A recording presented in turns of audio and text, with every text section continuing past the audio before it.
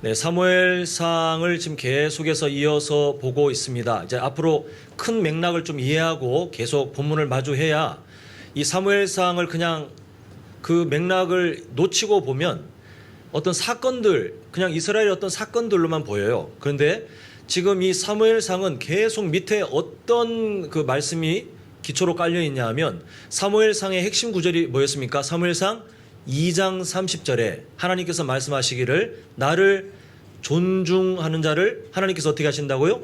존중하겠다.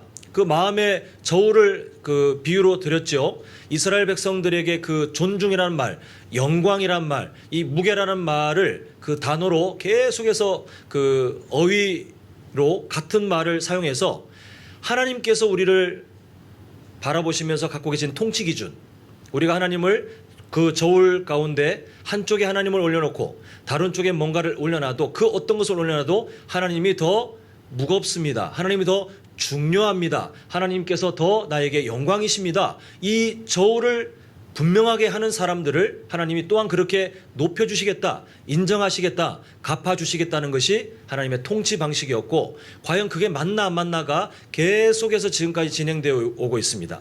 지금 사울 왕은 초대 왕으로 그 어떤 의미를 갖고 있지만 참 안타깝게도 하나님께서 세우신 그 나기드 인생 기억하시죠? 하나님께 임명받은, 그래서 그의 백성들을 하나님 대신 섬기고 하나님 대신 삶의 모범을 보이면서 인도해야 될 그 나기드 인생이 하나님을 존중하는 그 저울을 처음에는 잘 사용하는 것 같다가 어느 순간 보니 하나님보다 다른 것을 더 존중하다가 지금 망하는 인생이 되어버렸습니다. 그래서 우리가 15장에서는 듣는다, 이 듣다라는 동사로 드러났다면 우리가 전주의 내용 16장 그 초반부의 내용은 보다라는 동사를 통해서 하나님께서 그 일들을 드러내셨는데요. 그래서 이 내용을 간략하게 한번 정리해 보면 하나님께서는 이제 사울 왕을 패하시고 하나님께서 새로운 다윗 왕을 준비하시는데 그 보다라는 단어가 계속 사용됩니다. 사람들은 보고 있지만 하나님께서는 보지 않는 사람들 중에 사람들은 안 보고 있지만 하나님께서 보고 계시는 그 한 사람 다윗을 사무엘을 보내셔서 임명하시고 미리 준비하시는 내용이 우리가 저번 주의 내용이었습니다. 자, 오늘 계속해서 그 내용이 이제 이어지고 있는데요. 오늘 본문을 만약에 연극으로 교회에서 만약에 성극으로 준비한다면 무대는 왕궁입니다. 사울이 살고 있는 왕궁이고 그리고 거의 많은 대사, 거의 많은 행동들이 누구에게로 가냐 하면 사울 왕에게로 갑니다. 그렇게 따지면 가장 연기를 잘할 사람이 사울 왕 역을 맡아야 돼요. 대사도 많고 감정 표현도 많이 해야 되고 그리고 가장 많은 비중을 차지하고 있으니 사울 왕이 주인공입니다. 근데 하나님의 나라에서는 그렇지 않다라고 말씀하세요. 자, 14절 보겠습니다. 여호와의 영이 사울에게서 떠나고 여호와께서 부리시는 악령이 그를 번뇌하게 한지라. 한 공간에 지금 사울 왕이 중심이 되어서 뭔가 드러나고 있는 것 같지만 하나님은 지금 사울 왕을 조연처럼 그저 하나님의 섭리를 나타내는 도구처럼 사용하고 계십니다. 근데 참 안타깝죠. 한때는 잠시 사람들에게 칭송받고 또 잠시 나기드 인생의 삶을 살았을 때에 연약했지만 이스라엘 백성들에게 왕으로서의 지도자의 삶을 잘 한번 보여줬었던 그 사울 왕이 급격하게 무너지고 타락하고 있는 것을 보게 됩니다. 하나님을 존중해야 될 나기드 인생이 하나님을 이 마음의 저울에서 존중하지 못하고 하나님보다 자신의 생각을 더 무겁게 여기고 또 하나님보다 세상의 이익을 더 무겁게 여기면서 하나님을 가볍게 생각했더니 하나님이 사무엘상 2장 30절이 진짜인지 아닌지 지금 보여주고 계시는 거예요. 사울왕 너에게 기회를 줬지만 네가 나를 가볍게 여기니 나도 너를 가볍게 여긴다 하시면서 하나님께서는 여전히 사울왕에게 왕권이 있는 것 같지만 그 삶을 밑으로 내려놓고 계시는 것을 보게 됩니다. 이 그 비참한 사실이 14절 처음에 있죠. 여호와의 영이 사울에게서 떠나고 나기드 인생으로 살 때에 하나님의 영이 함께 하셨어요. 이 정말 복된 일입니다. 아무것도 할 수 없는 이 사울 왕이 덩치는 꽤 그럴싸했지만 나오는 그 일화들을 보면 뭔가를 뚜렷하게 잘 못하는 성격이었어요. 겁도 많고 근데 여호와의 영이 함께 하시니 담대하게 그 일을 감당했었는데 이제는 여호와의 영이 사울 왕을 떠나버리십니다. 정말 비참한 인생 아니겠습니까? 하나님이 떠난 인생, 하나님이 떠난 가정, 하나님이 떠난 교회는 소망이 없게 되어 있어요. 지금 사울 왕이 지금 그렇게 되어 있는데 또 첩첩산중이죠. 그 14절 뒤에 보니까 여호와께서 부리시는 악령이 그를 번뇌하게 한지라. 어떤 증상인지 모르겠지만 분명한 것은 하나님의 영이 떠나니 사울 왕에게 심각한 고통이 찾아왔습니다. 근데 이 본문을 이게 함께 나누면 제가 예전에 청년부 맡았을 때 좀 불편해하는 친구들이 있었어요. 왜 그러냐면 그 표현이죠. 여호와께서 부리시는 악령이라는 표현이 되게 불편했던 것 같아요. 하나님께서 그 사랑의 하나님이 선하신 하나님이 귀신을 시켜서 마귀를 시켜서 사울 왕을 괴롭게 하는 그 하나님, 되게 악한 하나님처럼 보이잖아요. 근데 우리가 이 표현을 한국식으로 읽으면 그런데 지금 이 표현은 뭐냐 하면 부리신다는 표현이 마치 조폭 두목처럼 하나님께서 그 어떤 악령한테 야 너 가서 사울 왕 좀 괴롭히고 와 이렇게 보내시면서 으름장을 놓는 하나님이 아니시고 하나님께서 과연 이 악령들조차도 통치하시느냐 아니면 하나님께서는 절대로 터치 못하시는 악령들은 하나님께서 어찌할 수 없는 존재인가 이 두 가지 개념으로 봤을 때 하나님께서도 이 악령을 통치하십니다. 하나님께서는 우리가 시간의 개념은 참 인간의 시간으로 보면 짧죠. 물론 우리의 시간으로 보면 뭐 살아가는 수명이 길다 짧다 이런 표현들이 있지만 하나님의 역사, 시간을 만드신 하나님의 그 역사를 보면 점이라고 표현하기에도 너무 짧은 게 인생의 한 순간입니다. 우리의 삶입니다. 그러니까 우리는 갖고 있는 시간의 개념이 하나님이 갖고 계시는 시간의 개념보다 너무 조급하고 짧아요.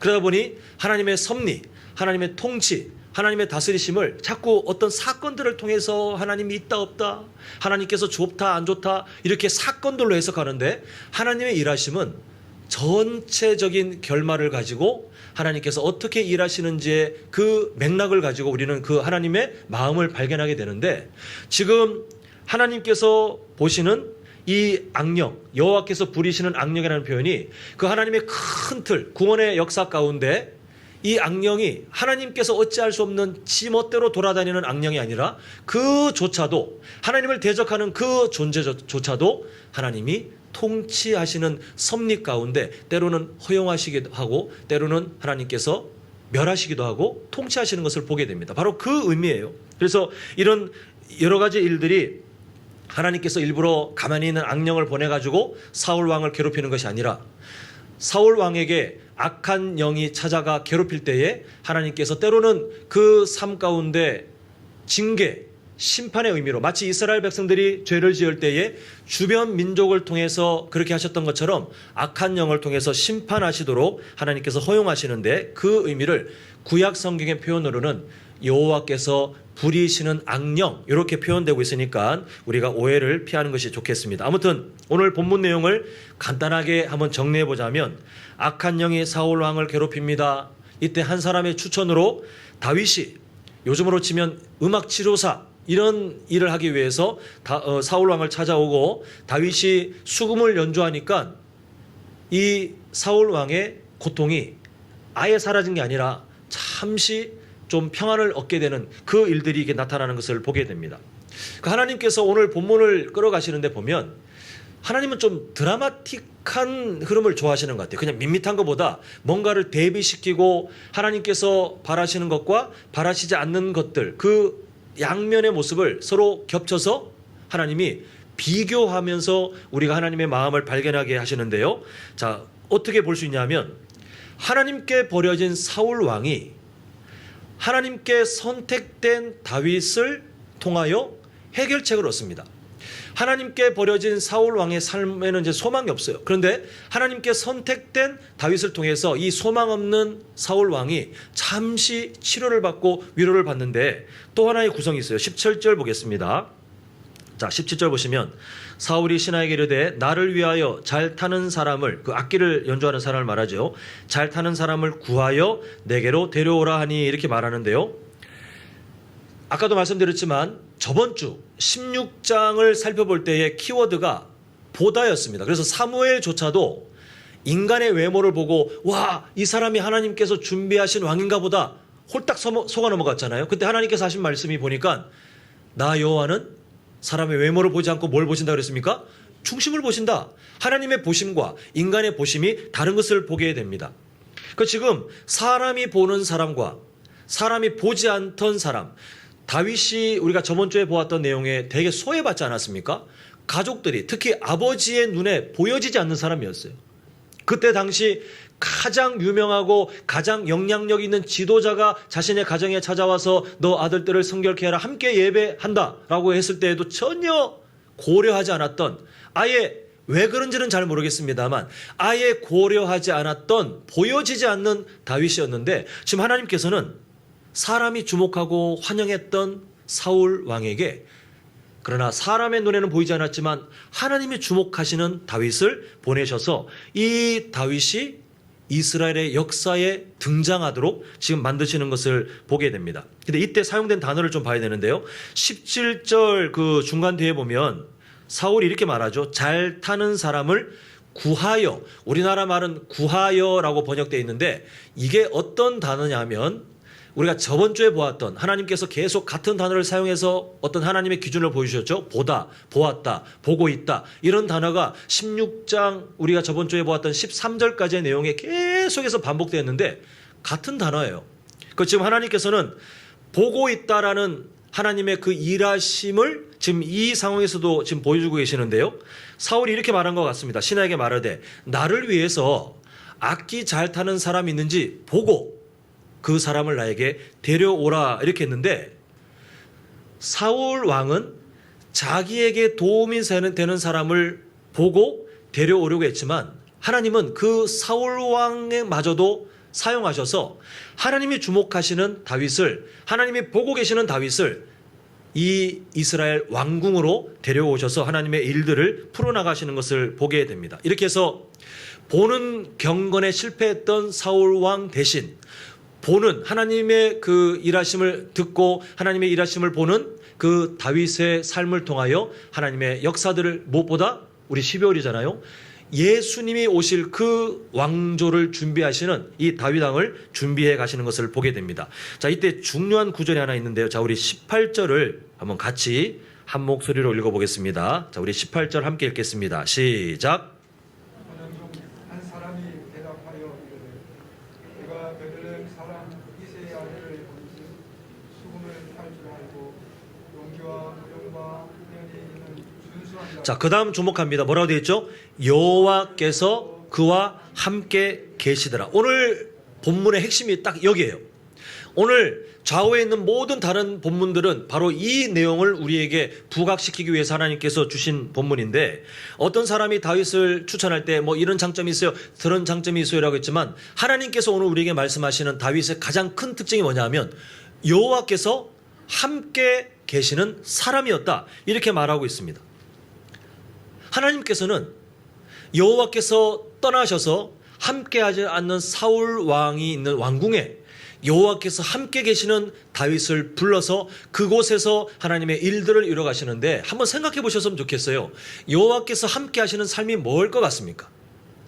세상적인 가치관에 물든 기독교인들이 참 많이 있어요. 흔히 말하는 기복신앙, 이런 말을 하는데, 교회 다니는 이유를 겉으로 드러내진 않지만 그 본연에 깔려있는 소망이 뭐냐 하면, 일단은 돈 잘 벌었으면 좋겠고, 일단은 이 세상에서 땅 많이 사고 또 집도 괜찮은 거 장만하고 사람들에게서 내 자녀들이 잘 되었다는 걸 자랑하고 싶은 그런 세속적인 가치관을 갖고 있는 분들이 여전히 교회에 너무 많이 있어요. 우리 교회는 아닌 걸로 알고 있습니다. 너무 많이 있어요. 그런 분들이 보기에 여호와께서 함께 계시는 삶을 만약 목회자가 축복하잖아요. 그럼 어떻게 받아들이냐면, 아, 내가 돈 잘 벌고 내가 더 건강해지고 또 내가 우리 자녀들이 뭔가 잘 되고, 이게 세상적으로 탄탄대로의 삶을 사는 것이 여호와께서 함께 계시는 삶이라고 착각하는데, 성경은 절대 그렇게 말한 적이 없어요. 제가 예전에 시편 1편 그 3절 말씀, 우리가 이제 내년 그 주제 선구이기도 한데요, 시냇가에 심겨진 나무, 그 형통한 삶을 말씀드리면서 성경적인 형통은 세상적인 그런 것이 아니라 광야와 같은 그 환경마저도 뚫고 일어나서 하나님께서 주시는 풍성한 열매를 맺고 생명을 누리는 것이 진짜 형통한 삶이다라고 말씀드린 적이 있는데 아마 다 기억하실 줄 믿습니다. 오늘 하나님께서는 그 다윗을 말하기를 여호와께서 함께 하시는 삶이었다라고 주변 사람들을 통해서 인정받게 하시는데, 그 다윗의 삶이 만약에 세속적인 가치관을 갖고 있는 사람들의 잘못된 착각처럼 보면 거짓말이에요. 가족들에게도 인정받지 못해요. 중요한 사람이 왔지만 저기 힘없는 사람들이나 했던 그런 일들하고 한쪽이 그냥 아웃사이더로 있었어요. 나중에 어떻습니까? 뭐 어떤 전쟁에서 승리하면서 사람들에게 찬사를 받지만 고난의 고난이, 그 일 때문에 고난의 고난이 계속해서 끊이지 않고 나중에는 노년에 자식이 다윗 왕을 죽이려고 쿠데타를 일으키는 참 비참한 삶을 살아요. 그 다윗은 주변 사람 복이 참 없었던 사람입니다. 가족 복이 참 없었던 사람 같아요. 세상적인 가치관으로 보면 이렇게 기구하고 이렇게 잘못된 인생이 없는데 하나님께서는 그렇게 보지 않으시더라는 거예요. 다윗은 내가 함께 있는 사람이다. 우리가 예전에 요셉 삶도 잠시 보지 않았습니까? 형들에게 인신매매를 당해서 노예가 됩니다. 정말 비참하잖아요. 상처잖아요. 그리고 나중에는 하나님 앞에 바로 살려고 노력했는데 웬걸 그것 때문에 강간 미수범으로 낙인이 찍혀서 언제 목숨이 달아날지 못하는 그런 노예 출신의 범죄자가 되어서 감옥에 갇히고, 자기가 나갈 수 있는 소망을 가졌지만 하나님이 그것마저도 다 막아버리시는 정말 갇혀있는 그런 삶이 되는 것을 보게 됩니다. 근데 하나님은 그 요셉의 삶에 항상 꼬리표를 두시기를 하나님이 함께 계시니 요셉이 형통하였더라, 이렇게 말씀하고 계십니다. 결국 우리가 바라보는 그 세속적인 가치관에 하나님의 함께 하심이 아니라 하나님께서는 우리에게 뭘 말씀하시냐면, 내가 함께하는 삶은 세상적인 뭔가 잘되고 뭔가 높아지고 뭔가를 얻고 이게 아니라 과연 나에게 버림받은 존재인지 내 손에 붙들려 사는 존재인지가 바로 여호와께서 함께 계시느냐 함께 계시지 않느냐의 삶으로 구분짓더라는 것입니다. 우리가 14절에 처음을 보지 않았습니까? 사울 왕의 그 비참한 삶을 우리에게 설명할 때 여호와의 영이 떠나셨다, 하나님이 함께 하지 않는 삶으로 오늘 본문은 사울 왕을 우리에게 드러내고 있고, 반대로 이 비교되는 인생으로 등장하는 다윗에 대해서는 여호와께서 함께 계시는 인생으로 지금 준비하시는 것을 보게 되는데요. 이 하나님의 일하심은 지금도 여전히 그대로 유효하게 이 우주를 통치하고 계시는 것을 보게 됩니다. 하나님께서는 이 세상 가운데 하나님이 작정하신 하나님의 섭리를 반드시 완성하며 이끌어 가시고, 때로는 그 섭리 안에 하나님의 뜻에 반대되는 사람들은 버리시고 하나님의 뜻에 사용되는 사람들은 하나님이 불러 사용하시는데, 그 기준들을 보면 세상적으로 잘난 사람이냐 아니냐가 없어요. 하나님께서는 이 세상의 기준과 전혀 다르게 때로는 세상적으로 부족하고 연약하고 초라하고 다윗처럼 사람들에게 인정받지도 못하고 사람들이 주목도 안 하는, 가족들조차도 주목하지 않는 사람조차도 하나님께서는 하나님의 섭리 가운데 그 사람을 역사의 중심으로 불러들이셔서 하나님의 귀한 일꾼으로 장차 예수님이 오실 그 거룩한 왕조를 만드는 다윗 왕으로 사용하시는 것을 보게 됩니다. 지금 예를 든 다윗과 요셉뿐이겠습니까? 하나님의 역사 가운데 또 교회의 역사 가운데 늘 하나님께서는 여호와께서 함께 계시는 사람들을 통하여 하나님의 일들을 이루시고 하나님의 영광을 나타내셨던 것을 보게 됩니다.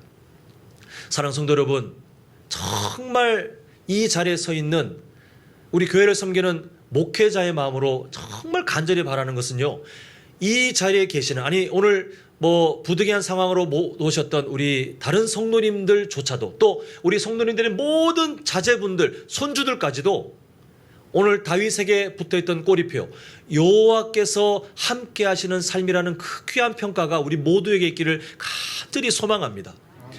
우리 성도님들 기도 제목이 되셨으면 좋겠어요. 우리가 뭘 바라는지를 보면 그 사람의 가치관이 보이거든요. 여러분 기도를 어떻게 하시는지 모르겠지만 기도 제목을 한번 적어 보십시오. 그러면 내가 뭘 제일 먼저 적는지, 내가 뭘 가장 힘주어 생각하는지 드러나게 되는데, 그게 적나라하게 우리의 현재 상태를 말해줍니다. 근데 정말 우리의 기도 제목이 좀 조정되었으면 좋겠어요. 물론 세상적으로 빨리 해결해야 될 제목들이 있습니다. 맞아요. 우리는 그 제목들을 뒤로 던져놓고 아무것도 없는 것처럼 살 수 없어요. 그러나 우리 안에 그래도 다시 한번 끌어올리고 하는 중요한 기도 제목들 중에 하나가 오늘 본문 말씀처럼 하나님, 내 삶이 여호와께서 함께 하시는 복된 삶이 되길 간절히 소망합니다. 우리가 그런 기도 제목으로 살아갈 때에 하나님께서는 우리의 삶을 통하여서 우리는 부족하지만 이 세상 가운데 하나님의 섭리를 완성하시고 하나님의 영광을 나타내시면서 지금까지 믿음의 선배님들을 통해서 그렇게 일하셨던 것처럼 하나님께서는 우리의 연약한 삶을 통하여 하나님의 귀한 일들을 이 세상 가운데 나타내실 줄 믿습니다. 이 시간 우리가 주목해야 될 게 뭐냐면요, 그 삶을 살아가는 첫 출발점이 있다는 것입니다. 사무엘상의 핵심 구절, 바로 사무엘상 2장 30절 말씀처럼 하나님을 존중하는 그 삶의 중심을 갖고 있을 때 그 삶에서부터 그 사람은 여호와께서 함께 하시는 삶을 누릴 수 있게 돼요. 그냥 어떤 종교적인 행위를 막하면서 마치 우리나라의 그 무당 문화처럼 막 뭔가를 막 그냥 접신하는 것처럼 막 정신없이 막 찬양을 부르고 그냥 소리를 지르면서 몸을 흔들면서 떨면서 기도한다고 되는 게 아니에요. 성경을 무슨 줄줄줄 입으로 외우면서 천달 만날 그 일이 이루어지기까지 기다린다고 해서 하나님의 영이 우리에게, 하나님의 그 뜻이 우리에게 나타나시는 것이 절대 아닙니다.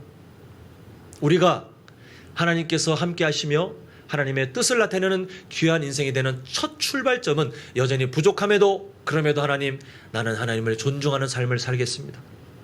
하나님, 제가 저번 주에는 실패했지만, 아니 직전까지 내가 그 삶을 또 실패했지만, 그러나 다시 마음을 다잡고 하나님을 존중하는 내 마음의 저울에 다른 그 어떤 것을 올려놔도 하나님이 가장 무겁습니다. 하나님이 나에게 가장 중요합니다. 하나님이 나에게 가장 영광된 분입니다라고 하나님 그렇게 살아가겠습니다라는 마음의 중심이 붙들릴 때에 우리는 여호와께서 함께 하시는 귀한 삶을 살아갈 수 있는 것을 보게 됩니다. 근데 우리에게 희망적인 소식이 있어요. 뭐냐 하면 하나님께서 여호와께서 함께 하시는 삶을 더 간절하게 소망하시더라는 것입니다. 자, 우리 한번 의미 없는 질문이긴 한데 이렇게 한번 질문 드려보고 싶습니다. 여호와께서 함께 하시는 그 인생, 그 관계가 안 되면 누가 더 아쉽습니까? 하나님입니까? 우리입니까? 하나님께서 아쉬울 게 하나도 없어요. 여호와께서 함께 하시는 그 관계, 우리의 삶과 하나님께서 함께 하심이 일치되는 그 함께 하시는 삶이 어그러지면 손해보는 건 다 우리예요. 그러므로 누가 더 간절해야 되냐면 사실 우리예요. 하나님, 나와 함께하여 주시옵소서. 내 인생이 하나님께서 동행하시고 하나님께서 나를 사용하시는 귀한 인생 되기를 원합니다라고 우리가 더 간절하게 바라야 되는데, 근데 우리에게 희망은 하나님이 우리의 간절함보다 더 큰 소망으로 내가 너와 함께하고 싶다. 내가 너를 통해 일하고 싶다. 내가 너를 사용하여 이 세상 가운데 나의 뜻을 나타내고 싶다라고 하나님은 그렇게 간절한 마음으로 우리를 바라보시더라는 것입니다. 그 하나님의 간절한 소망이 어떻게 나타났습니까? 이 세상 가운데 죄의 역사가 창세기 3장부터 쭉 이어질 때에 우리도 그 안에 포함되어 있었어요. 그 하나님의 은혜 가운데 모태신앙으로 그냥 어릴 때부터 함께 찬양하고 예배하고 그러다 보니 어느새 나도 언젠지 모르지만 예수님 믿게 되신 분이 있으면 그 자체로도 참 복되지만, 분명한 사실은 인격적으로 예수님 믿기 전에는 우리는 다 저주받은 인생이었어요. 하나님께서 함께 하실 수 없는 존재였습니다. 아무리 물론 바라는 것 자체도 불가능이었지만 아무리 우리가 원해도 그 죄의 문제가 해결되지 않아서 하나님께서 함께 하시지 않는, 함께 하실 수 없는 그런 존재였습니다. 그런데 하나님께서는 우리에게 어떤 일들을 행하셨냐면 인류의 역사의 물꼬를 계속해서 어떻게 움직이셨습니까? 하나님께서 약속하신 예수 그리스도께서 이 땅에 오시는 그 날을 예비하셨고, 그 날이 이루어졌고 그 날 이후에 하나님께서 계획하셨던 예수님의 십자가 사랑이 완성되었고, 그리고 부활하심을 통하여 우리에게 정말 생명이 약속되었고, 그리고 하나님께서 시간이 흘러 우리가 이 세상에 태어났을 때에 창세 전부터 내가 너를 작정하였노라, 하나님의 그 약속을 우리의 삶 가운데 이루셔서 우리 같은 사람이 예수님을 믿을 수 있는 그 믿음조차도 허락하셨기 때문에 우리는 지금 이 자리에 하나님께 예배할 수 있는 귀한 인생으로 함께 만나 살아가고 있는 줄 믿습니다. 하나님이 함께 하실 수 없는 존재였지만 이젠 하나님께서 바꾸셨어요. 자, 우리 말씀 한 구절 보겠는데요. 우리가 잘 아는 우리 성탄절 가까우니까 이제 이런 말씀들이 자꾸 보여집니다. 자, 마태복음 1장 23절. 우리 한번 한 목소리로 내용을 잘 보시면서 읽겠습니다. 시작. 보라, 처녀가 잉태하여 아들을 낳을 것이요 그의 이름은 임마누엘이라 하리라 하셨으니 이를 번역한즉 하나님이 우리와 함께 계시다 하니라. 예수님을 우리에게 소개해 주실 때 이름을 아예 뭐라고 하셨어요? 임마누엘이 뭐라고 번역되어 있습니까? 아주 친절하게 오늘 본문은 그 번역까지 해주고 있는데, 하나님이 우리와 함께 계실 수 없었는데 누구 때문에 이 일이 이루어진 겁니까? 예수 그리스도의 십자가 사랑 때문에 임마누엘, 하나님이 우리와 함께 계심이 공식적으로 완전하게, 그리고 또한 하나님 나라의 법적으로 전혀 문제 없도록 이 일을 이루시기 위해 누가 오셨다고요? 예수님이 이 땅에 오셨어요. 여호와께서 함께 계시는 사람이 얼마나 중요한지 사무엘상을 통해서 계속해서 비교될 겁니다. 앞으로 나누는 본문들을 통해서 여호와께서 함께 하시지 않는 사울 왕과 여호와께서 함께 계시는 다윗 왕이 계속해서 오버랩되면서 성경은 우리에게 뭘 말씀하시냐면, 하나님께서 누구를 통해 일하시는지 보라, 하나님께서 누구를 통하여 영광 받으시는지 보라를 우리에게 끊임없이 말씀하실 텐데, 그 궁극적인 삶의 완성, 예수님의 십자가 사랑을 통하여 우리는 진짜 다윗보다 더 복된 삶을 누리고 있는데요, 바로 예수님을 믿는 우리에게 보혜사 성령 하나님께서 우리 안에 내주하시며 우리를 떠나지 않고 우리와 함께 동행하시는 귀한 인생을 예수님의 그 십자가 사랑 때문에 우리에게 허락하신 줄 믿습니다. 이제 성탄절 다가오고 있습니다. 우리 성도님들, 임마누엘이라는 그 이름으로 오신 예수님, 오늘 새벽 예배 때도 말씀드렸습니다만 성탄절이 다가오면 저는 늘 마음에 경계심이 생겨요. 너무 좀 강박이 생길 정도로 성탄절이 다가오면 막 분주하고 들뜨고, 예수님은 온데간데 없어요. 예수님을 보긴 하지만 신비롭게 보이는 아기 예수, 마구간, 천사가 날아다니고 이런 것만 잠시 보다가 끝나고 갑자기 또 연말 연시 정신없이 지나가면서 이 땅에 하나님께서 함께 계시는 그 복된 삶을 우리에게 완성하기 위하여 죽으러 오셨던 예수님을 주목할 시간과 환경이 너무 짧아지는 게 너무 저는 안타까워요. 오늘 우리 성도님들의 삶 가운데, 또 우리 성도님들의 자녀와 그 손주들의 삶 가운데 여호와께서 함께 계시는 그 복된 삶이 있기를 정말 간절히 축복하는데요, 그 삶은 제가 축복한다고 되는 것이 아니라 이미 더 간절하게 바라시는 하나님께서 예수님을 이 땅에 보내셔서 십자가에 죽게 하심으로 완성되었고, 이제 우리는 하나만 남았어요. 하나님께서 우리를 통해 내가 너와 함께 하고 싶다, 내가 그걸 이루기 위해서 내 아들을 기꺼이 십자가에서 제물로 대신 죽였다, 내가 너에게 무한한 사랑으로 그 생명을 너에게 전했다, 이런 사랑을 이미 확증해 주셨기 때문에 우리가 할 것은 하나밖에 없습니다. 하나님의 그 마음이 향하고 있는 방향과 우리의 마음이 동일한 방향으로 가면서, 하나님 저도 바랍니다, 하나님 저도 여호와께서 내 삶을 주관하셔서 하나님의 일을 이루시는 귀한 인생으로 살아가기를 하나님 간절히 바랍니다라는 그 최우선 기도 제목을 갖고 살아갈 때에 하나님은 우리를 통해 역사하시고, 또한 그 기도 제목을 배워 살아갈 우리 자녀들의 삶을 통해 역사하시고, 또한 그 기도 제목을 배워 살아갈 우리의 손주들을 통해서 하나님께서 이 악한 세상 가운데 하나님의 영광을 나타내실 줄 믿습니다. 바라기는 성탄절을 맞이하는 이 몇 주간의 시간 가운데 그 사랑을 기억하셔서, 또한 기도 제목을 다시 한번 조정하셔서 여호와께서 함께 하시는 귀한 성도, 귀한 교회로 더욱 분명하게 사용될 수 있기를 간절히 소망합니다.